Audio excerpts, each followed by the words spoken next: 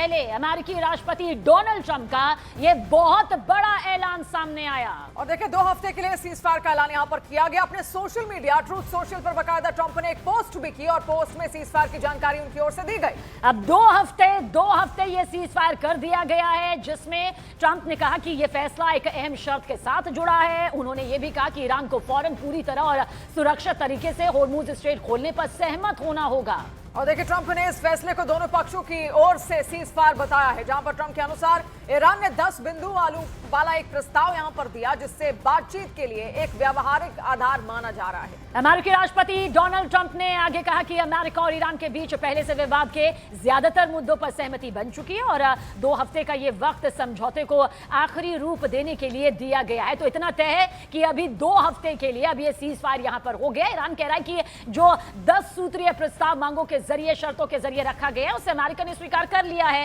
हालांकि पाकिस्तान के प्रधानमंत्री से बातचीत के बाद उन्होंने मुझसे कहा कि आज रात ईरान पर होने वाले हमले को रोक दिया जाए। और देखिए इस शर्त पर ईरान तुरंत पूरी तरीके से और सुरक्षित तरीके से होर्मुज स्ट्रेट को खोल दे। मैं 2 हफ्तों के लिए हमले और बमबारी रोकने के लिए बिल्कुल तैयार हूं, ये ट्रंप का कहना है। डोनाल्ड ट्रंप ने आगे यह भी कहा कि सीज फायर दोनों तरफ से लागू होगा। हम ऐसा इसलिए कर रहे हैं क्योंकि हम अपने सभी सैन्य लक्ष्य पहले ही हासिल कर चुके हैं और ईरान के साथ लंबे समय से शांति के लिए समझौता काफी आगे बढ़ चुका है। और देखिए ट्रंप ने यह भी कहा कि हमें ईरान की तरफ से 10 बिंदु का प्रस्ताव मिला है, जिस पर बातचीत हो सकती है और पहले के ज्यादातर विवादित मुद्दों पर अमेरिका और ईरान के बीच सहमति बन चुकी है।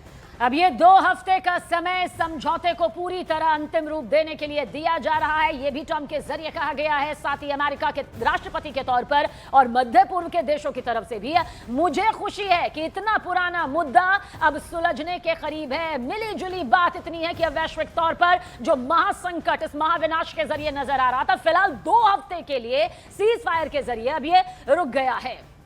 और देखिए पूरी दुनिया ने एक तरीके से राहत की सांस यहां पर ली, जहां ईरान ने सीज फायर की पुष्टि भी अब कर दी और ईरान के विदेश मंत्री अब्बास अरागची का एक बयान सामने आया।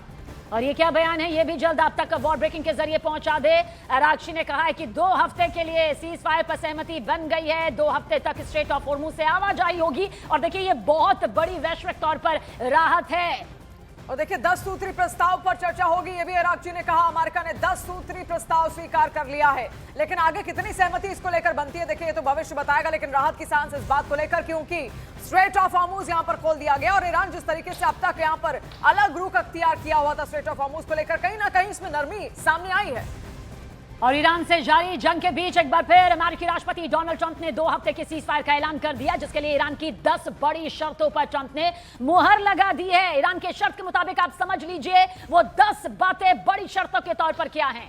अब इसमें सबसे पहली बात यह है कि ईरान पर अमेरिका किसी भी तरीके का हमला नहीं करेगा। इसके अलावा होर्मुज स्ट्रेट पर ईरान का कंट्रोल बरकरार रहेगा। देखिए सीज फायर का ऐलान हो गया है, लेकिन ईरान की 10 बड़ी शर्तें इस वक्त आपके सामने हैं, जिसमें तीसरी शर्त ईरान को परमाणु संवर्धन जारी रखने की अनुमति और साथ ही ईरान पर अमेरिका के सभी आर्थिक प्रतिबंध जो हैं वो खत्म करने की भी शर्त है। और 5वीं सबसे बड़ी बात इसको लेकर कि ईरान पर लगाए सभी सेकेंडरी प्रतिबंध यहां पर खत्म कर दिए जाएं। संयुक्त राष्ट्र सुरक्षा परिषद के सभी प्रस्ताव रद्द कर दिए जाएं और IAEA बोर्ड ऑफ गवर्नर्स के सभी प्रस्ताव भी रद्द कर दिए जाएं। फेरिस में 2 और 3 यहां पर शर्तें यह भी हैं कि ईरान को जंग में हुए नुकसान का यूएस को हर्जाना देना होगा, यानी कि बड़ी भरपाई यहां पर करनी होगी। साथ ही पश्चिम एशिया से अमेरिकी सेना की वापसी की शर्त भी इसमें रखी गई है। और इसके अलावा देखिए लेबनान समेत सभी मोर्चों पर युद्ध विराम की बात भी यहां पर ईरान की ओर से सामने आ रही है।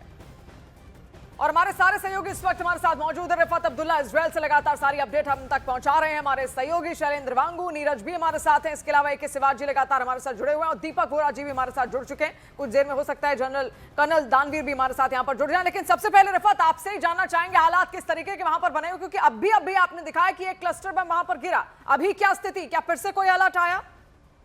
देखिए 2 अटैक्स अभी तक हुए, जिस तरीके से आपने लाइव देखा कि किस तरीके से ईरान की तरफ से अटैक किया गया और क्लस्टर बॉम्ब्स यानी जो वॉरहेड था उसमें क्लस्टर बॉम्ब थे, कई जगहों पे वो गिरे और इम्पैक्ट कई जगहों पे दिखा है। और उसके बाद एक और अटैक भी हुआ, यानी अभी तक 2 अटैक्स ईरान की तरफ से तब से किए गए जब से डोनाल्ड ट्रंप ने सीज फायर अनाउंस किया और उसका रिस्पॉन्स जो है ईरान की तरफ से भी आ गया है। फॉरेन मिनिस्टर ने इसको मान लिया है कि 10 पॉइंट्स पे अब बात होगी। फिलहाल 2 हफ्ते तक जो है ये सिलसिला रुकेगा, लेकिन बताया जा रहा है कि स्ट्रेट ऑफ हार्मोज पे जो है अभी वसूली जरूर होगी और वो ओमान और ईरान की तरफ से की जाएगी। यानी जो यहाँ पे आपको मालूम है कि कई शिप्स पे 2 मिलियन जो है डॉलर्स लगातार वसूल किए गए पास होने के लिए जो वेसल्स हैं। तो अब उस पे अभी भी ईरान का कंट्रोल है। अभी जो 10 पॉइंट्स पे बात होगी उस पे सबकी नजरें हैं कि ये प्रोसेस कब से शुरू होगा। शायद डोनाल्ड ट्रंप जो है खुद इसमें इन्वॉल्व होंगे। और एक खास पैनल इस वक्त हमारे साथ मौजूद है, लेकिन एक बार फिर से आप तक ये वॉर ब्रेकिंग पहुंचा दे। 2 हफ्ते तक होर्मुज से अब आवाजाही यहां पर होगी और साथ ही 10 सूत्रीय प्रस्ताव जिसका जिक्र बार बार किया जा रहा है उसे मान लिया गया है। दीपक वोरा जी हमारे साथ मौजूद है। दीपक जी, आपकी तरफ यहां पर रुख करेंगे। सर, क्या कुछ आपको तस्वीर नजर आती है? जिन 10 शर्तों पर मुहर लगने की बात यहां पर कही जा रही है वो महज 2 हफ्ते के सीज फायर के लिहाज से बेहद खास है, या वाकई आपको लगता है कि जिन मुद्दों को लेकर यह पूरा युद्ध महायुद्ध में तब्दील हुआ वो इतनी आसानी से सुलझता नजर आता है? बहुत बहुत धन्यवाद। अच्छा लगता है जब आप लोगों के साथ होता हूँ सुबह सुबह। Thank you very much for waking me up.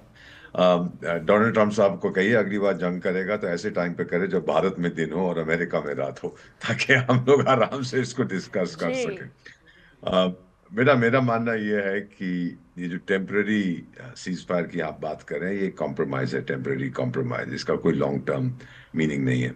हाँ, ट्रंप साहब ने धन्यवाद दिया है जिहादिस्तान के प्रधानमंत्री को और वहाँ के खेती मार्शल को, और अब शायद ट्रंप साहब ऐलान कर देंगे अब मुझे तो नोबेल प्राइज मिलना ही चाहिए क्योंकि मैंने ही हमला किया था और मैंने ही हमले को रोकने का फैसला कर दिया है। इसके कोई मायने नहीं है। वो जो 10 पॉइंट ईरान ने रखे हैं वो साफ जाहिर है कि ट्रंप अभी तक सबको पॉइंट्स को रिजेक्ट कर रहे थे, अब कह रहे हैं कि वो बेसिस ऑफ नेगोशिएशन बनेंगे। इसमें सिंसेरिटी मुझे नजर नहीं आ रही। मुझे 53 साल हो गए हैं कूटनीति में, and I have seen these kind of discussion. मैंने सूडान में देखे, मैंने इथियोपिया एरिट्रिया में देखे, मैंने कैमरून में, जहां जहां मैं पोस्टेड रहा हूँ, नाइजीरिया में देखा है। जब ट्रस्ट नहीं होता तो इसमें कोई मायने नहीं है। और अमेरिका तो बिल्कुल भरोसा नहीं करता ईरान के ऊपर। ईरान बार बार कहता रहा है कि मैं डोनाल्ड ट्रंप पे भरोसा नहीं करता हूँ, क्योंकि कहते कुछ हैं और फिर वो करते कुछ और है। तो जब तक ट्रस्ट नहीं होगा कुछ नहीं होने वाला है। और फिर हॉर्मुज का स्टेटस अभी क्लियर नहीं है। अगर डोनाल्ड ट्रंप साहब मान जाते हैं कि ईरान को अधिकार है कंट्रोल करना हॉर्मुज को, फिर तो जो इंटरनेशनल पैसेज, जो इंटरनेशनल वाटरवे है, फ्री पैसेज ऑफ शिप्स, चाहे मिलिट्री शिप्स हो चाहे कमर्शियल शिप्स, वो तो सारा खत्म ही हो जाता है। वो जो principal United Nations conference on the law of the sea ने एस्टैब्लिश किया है वो फिर बिल्कुल चला जाएगा। फिर तो जिसकी दादागिरी है वो कहेगी तो मेरा है, तो यहाँ आप चुंगी दो मेरे को, तब आपके पानी के जहाज यहाँ से जा सकते हैं। तो शुरुआत तो अभी हो रही है, कठिनाई अब होगी। भाई कैसे, एक अंग्रेजी की कहावत है कि अगली आपने सीज फायर तो कर दिया है लेकिन जो अग्रीमेंट आप साइन करेंगे, the devil is in the Deepak Vora details. जी, बहुत अच्छी बात आपने यहाँ पर कही कि ट्रस्ट लेवल बहुत अच्छा होना चाहिए, तभी कोई समझौता यहाँ पर संभव हो सकता है। शैलेंद्र, लगातार आप भी क्योंकि इस पूरी वॉर को यहाँ पर कवर कर रहे हैं, आपको क्या लगता है कमांडिंग पोजीशन में कौन है? इसके अलावा कितना रेडी होगा ईरान इस समझौते को मानने के लिए और कितना रेडी होगा अमेरिका? देखिए, जैसे हमारे अभी गेस्ट दीपक जी बता रहे थे कि फिलहाल जो ट्रस्ट है उसकी कमी अभी भी बनी हुई है, और ऐसे में जो शर्तें रखी गई दोनों तरफ से, अमेरिका की तरफ से 15 सूत्रीय और ईरान की तरफ से 10 सूत्रीय, अब उस पर बातचीत होगी कि किन किन शर्तों पर अमेरिका तैयार होता है और किन किन शर्तों पर ईरान तैयार होता है। तो जाहिर तौर पर जो इतने लंबे समय से चली आ रही जो दुश्मनी है वो इसे खत्म नहीं हो जाती है, लेकिन ये जरूर है कि ये वॉर में एक पॉज तो जरूर आया है, राहत पूरे दुनिया के लिए है, लेकिन अब ये बातचीत कैसे आगे बढ़ती है, क्योंकि प्रेशर अमेरिका पर भी था, प्रेशर ईरान पर भी था, तमाम देशों का, ताकि इस वॉर को एक मोड़ पे लाके कम से कम रोक दिया जाए ताकि बातचीत के जरिए मसले हल हो सकें। इसी बीच अब पाकिस्तान कहीं ना कहीं तस्वीर में सामने आ रहा है, लेकिन सवाल ये भी खड़े हो रहे हैं कि जो पाकिस्तान का रोल फिलहाल इस पूरे मीडिएशन को लेकर है, क्या वो भी प्लांटेड है? क्योंकि जो पोस्ट शहबाज शरीफ की तरफ से किया गया उस पर पहले जो ड्राफ्ट था माना जा रहा था कि वो कहीं और से ड्राफ्ट हुआ है और उन्होंने खाली पोस्ट किया है। तो ये एक बड़ा पहलू होगा। साथ ही साथ जब अगली बातचीत होती है उससे अब चीज़ें क्लियर होंगी कि आखिर दोनों देश सहमत होते हैं या नहीं होते हैं, क्योंकि फिलहाल जो भरोसा है उसकी कमी दोनों तरफ बनी हुई। सिराज सर, क्योंकि जाहिर सी बात है वैश्विक स्तर पर एक बहुत बड़ी राहत है, खाड़ी देश जल रहे थे, मिडल ईस्ट को हमने यहाँ पर भारी नुकसान के साथ देखा है। बहुत सीधा सा सवाल ये है, क्या वाकई जो ट्रंप बार बार कह रहे थे वो ना रुकेंगे ना झुकेंगे और ईरान को पूरी तरह से भस्म कर कर ही अब वो दम मानेंगे? 24 घंटे का अल्टीमेटम दे दिया था, ट्रंप झुक गए। वो दबाव जो वैश्विक स्तर पर आया उसके सामने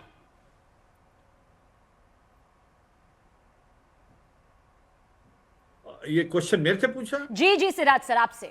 हाँ, देखो, इसमें कोई शक नहीं है, मुझे लगता है कि भाई अच्छी पहल है, क्योंकि अगर ये लड़ाई रहती और जिस प्रकार से 1.5 घंटे पहले जो उन्होंने कहा था कि वो हमला होता और ईरान के पूरे पावर प्लांट्स और ब्रिजेस को डिस्ट्रॉय किया जाता, ईरान पलटवार करता जो एक मिडिल ईस्ट के एनर्जी सेक्टर में, और उसके जो डीसैलिनेशन पॉइंट, और एक सबसे इम्पोर्टेंट चीज पॉइंट ये भी था, ऑप्टिकल फाइबर जो जाती है 60% जो इंटरनेट कनेक्टिविटी है पूरे वर्ल्ड की, उसको भी नुकसान हो सकता था। अब जो बात आ गई कि ये सीज फायर जो 2 वीक का हुआ, मुझे लगता है एक अच्छी पहल है, ये गिव एंड टेक है, और ये सीज फायर में इसराइल भी शामिल है और लेबनान भी शामिल है, तो मुझे लगता है बातचीत से ही कोई ना कोई हल निकलेगा। और मुझे सबसे इंपॉर्टेंट चीज है स्टेट ऑफ हार्मुज। अगर स्टेट ऑफ हार्मुज, कहीं ना कहीं रिपोर्टें ऐसी मिल रही हैं कि ये भी माना गया है कि स्टेट ऑफ हार्मुज में ओमान और जो ईरान है वो वसूली कर पाएगा। मुझे लगता है अगर ये चीज मान ली गई तो फिर पूरे वर्ल्ड का ये यूनिक्रॉस जिसको बोलते हैं United Nation convention for laws of sea, उसका क्या होगा, क्योंकि उसमें 1982 में ईरान ने साइन किया, रेटिफाई नहीं किया। हर देश जो इंटरनेशनल वाटर जो नजदीक पड़ता है उससे वसूली लेने स्टार्ट करेगा तो पूरे वर्ल्ड की इकोनॉमी डिगमगा जाएगी। तो ये तो कोई बात बनी नहीं, मगर ये सच्चाई है कि प्रेशर तो था अमेरिका को भी। आप जैसे बता रहे थे कि मिड टर्म इलेक्शन है नवंबर में, और कहीं उनकी पॉपुलैरिटी गिर रही थी, और ये भी सच्चाई है उनका थोड़ा मोराल हाई था जब से जो सेकंड उन्होंने जो पायलट जिसको वेपन सिस्टम ऑफिसर बोलते हैं, बड़े ही एक डेयरिंग ऑपरेशन में बचाया। तो लगता है अमेरिका चाहता है कि वन अप होके ही, क्योंकि अभी माहौल अच्छा है, 10 पॉइंट जो प्रपोजल दिए हैं वाकई उसमें कोई ज्यादा प्लाइंट को अमेरिका नहीं मानेगा।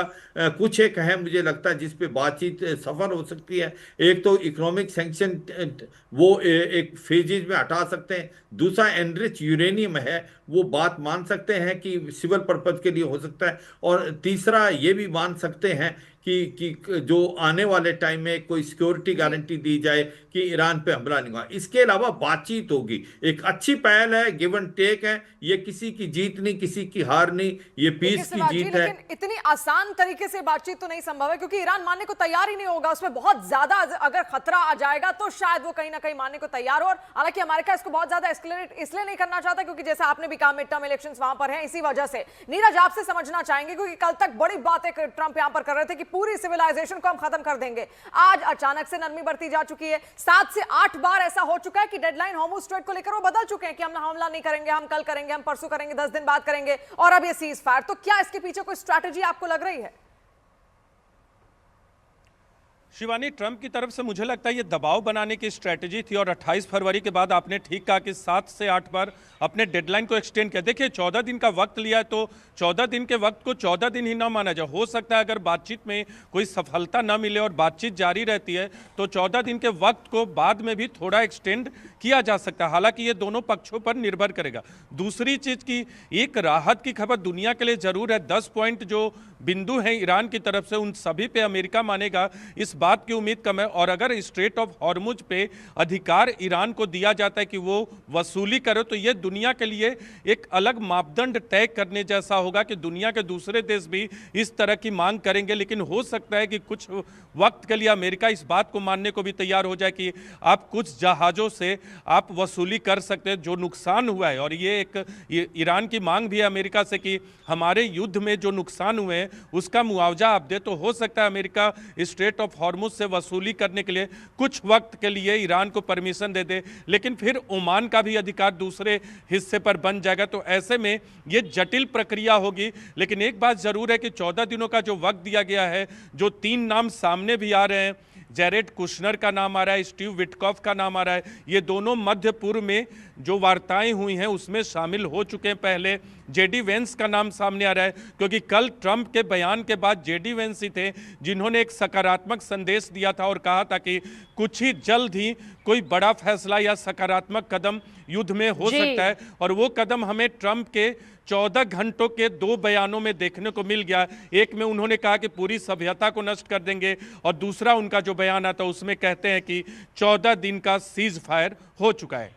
दीपक वोरा जी, क्योंकि वैसे तो शर्तों की एक लंबी फहरिस्त है, 2 हफ्ते का ये सीज फायर भी है, लेकिन अब तक लग रहा था कि ये तो एक बड़ी आर पार की लड़ाई है। बस अब आज भारतीय समय के अनुसार 5:30 बजे बहुत बड़ी तस्वीर नजर आएगी। हालांकि हर कोई यही चाहता है कि युद्ध पूर्ण विराम के साथ यहां पर सामने आए, लेकिन जिन शर्तों की एक लंबी फहरिस्त आप देख रहे हैं, हो सकता है कुछ पॉइंट पर मान भी जाए, लेकिन स्ट्रेट ऑफ हॉर्मुज पर अधिकार को लेकर, परमाणु संवर्धन पर पूर्ण अधिकार को लेकर, आपको लगता है कि ये वो पेंच है जिस पर युद्ध महायुद्ध से तब्दील हुआ इतनी आसानी से सुलझ जाएगा? सवाल नहीं पैदा होता। और अगर आप लोग हॉर्मुज पे मान लेते हैं कि ईरान और ओमान का कब्जा है, तो फिर साउथ चाइना सी में वो फुदकेगा कि ये तो साउथ चाइना सी है, जो जहाज यहाँ से जाएगा मुझे भी पैसा दो। स्ट्रेट्स ऑफ मलाक्का में जो बैठे हैं वो बोले हम दो, हम कहेंगे ये तो इंडियन ओशन है, हमारा ओशन है, हमको भी पैसे दो जो जहाज आता है। ये बहुत डेंजरस प्रेसिडेंट है अगर ट्रम्प साहब इसको मान लेते हैं, और ट्रम्प साहब के मानने से कुछ होने वाला नहीं है। आपने प्रेशर की बात की बेटा, मेरा मानना है ट्रम्प के ऊपर डोमेस्टिक प्रेशर था, इंटरनेशनल प्रेशर तो ईरान के ऊपर था, क्योंकि स्ट्रेट्स ऑफ हॉर्मुज को ईरान ने बंद किया था, अमेरिका ने बंद नहीं किया था। वो जो ब्रिटिश फॉरेन सेक्रेटरी ने एक वर्चुअल मीट करवाई थी जिसमें हम भी मौजूद थे, ये फैसला किया गया था कि जो भी हो हॉर्मुज को खोलना है by any means. Any means का मतलब होता है पहले शांति से खोल दो, नहीं तो हम ठोकेंगे। तो वो भी मेरा का इंटरनेशनल प्रेशर ईरान के ऊपर था। हम लोग फॉर एग्जांपल या ऑस्ट्रेलिया या साउथ कोरिया या जापान, भाई जंग आप दोनों के बीच में हो रही है, तो मुझे क्यों आप इसमें पीस रहे हो, मेरा क्या लेना देना है इसके साथ। सो देयरफॉर ये डोमेस्टिक प्रेशर ट्रम्प साहब पे हो सकता है, इंटरनेशनल प्रेशर क्लियरली ईरान के ऊपर था। बाकी जो रशिया और चाइना ने ज्यादा कुछ नहीं बोला, वो तो बड़े खुश थे कि अमेरिका के ऊपर को नुकसान हो रहा है, उसके ऊपर वहां पे दबाव डाला जा रहा है। मेरा मानना है कि भले ही हम कहें, एक अंग्रेजी की कहावत है, अमेरिका में मैं सीखता था कि jaw jaw is better than war war, इसका मतलब बात करना इज मच बेटर देन जंग करना, लेकिन ये इतनी आसानी से सुलझने वाला नहीं है। ट्रम्प जो मर्जी कहे कि सब कुछ अब ठीक हो जाएगा, अब तो दूध और शहद की नदियां बहेंगी, वहां पर कुछ नहीं होने वाला। ये आप देखेंगे 2-3 दिन के अंदर फिर से हमले शुरू हो जाएंगे, और फिर ट्रम्प साहब जो बड़े मर्क्यूरियल इतना है आसान वो दीपक कहेंगे वोरा अच्छा जी मैंने सब कुछ मौका लग दिया रहा था है, अब। बिल्कुल आसान है नहीं, सब कुछ बहुत पेचीदा है और सब कुछ सोची समझी साजिश के तहत ही यहाँ पर आगे बढ़ता हुआ दिख रहा है। जो आपने बात यहाँ पर कही कि शैलेंद्र, इसका जवाब मैं आपसे जानना चाहूंगी कि जैसे दीपक वोरा जी कह रहे थे कि जो डोमेस्टिक प्रेशर है, और जैसा AK शिवाजी भी यहाँ पर कह रहे थे, मिड टर्म इलेक्शन का प्रेशर ठीक है ट्रंप पर है, लेकिन ट्रंप पर कहीं ना कहीं अरब नेशंस का भी तो प्रेशर होगा, क्योंकि वो तो हॉर्मुज स्ट्रेट पर डिपेंडेंट थे, वो तेल प्रोडक्शन करते थे, तब वहीं से सारा तेल जाता था कहीं ना कहीं अंदर खाने। ठीक है, उनकी बात वो मानते हैं,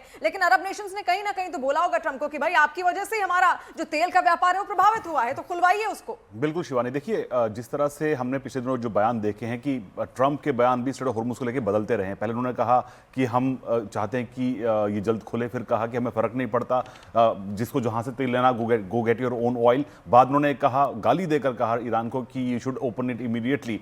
और एक बार कहीं ना कहीं जो डेडलाइन भी थी वो भी इसी बात को लेकर थी कि स्ट्रेट ऑफ हॉर्मुज को जल्द से जल्द खोला जाना चाहिए, और इसी के बाद ही अगर ये शर्त मानी जाती है तो जाहिर तौर से इसके बाद ही अमेरिका जो है अपने हमले से पीछे हटेगा। तो फिलहाल कहीं ना कहीं जो ये इस गल्फ रीजन में जो देश थे वो कहीं ना कहीं परेशान थे इस बात को लेकर कि ईरान लगातार उनके रीजन में उनके अमेरिकन बेसिस, इजरायली इंफ्रास्ट्रक्चर पर और इजरायली इंस्टॉलमेंट्स पर लगातार वहां पर हमले कर रहा था। तो कहीं ना कहीं ये देश उससे परेशान बिल्कुल थे। शैलेंद्र, आप ही से बहुत जल्द यहाँ पर, क्योंकि 10 जिन सूत्रीय मांगों का यहाँ पर जिक्र किया जा रहा है कि भाई ये शर्तें तो मान ली गई है, उसमें यह कि भाई अमेरिका के जरिए कोई आगे हमला यहाँ पर नहीं किया जाए, इसकी प्रतिबद्धता चाहिए, हॉर्मुज पर पूरी तरह से कंट्रोल, ये ईरान का हम बता रहे हैं, ईरान के यूरेनियम संवर्धन पर पूरी तरह से अधिकार इसमें है, जो ईरान को नुकसान हुआ है उसकी पूरी भरपाई यहाँ पर कही गई है, प्रतिबंधों को जितने भी लगे हुए हैं ईरान पर ये हटाना, ये दर्शकों को भी बता रहे हैं और शैलेंद्र से और तफसील से यहाँ पर बताएंगे। साथ ही अंतर्राष्ट्रीय परमाणु ऊर्जा एजेंसी, जिसका जिक्र भी शिवानी आप यहाँ पर कर रही थी, सभी प्रस्तावों को खत्म करने की बात भी इसमें है, और साथ ही साथ अमेरिकी सेना की वापसी।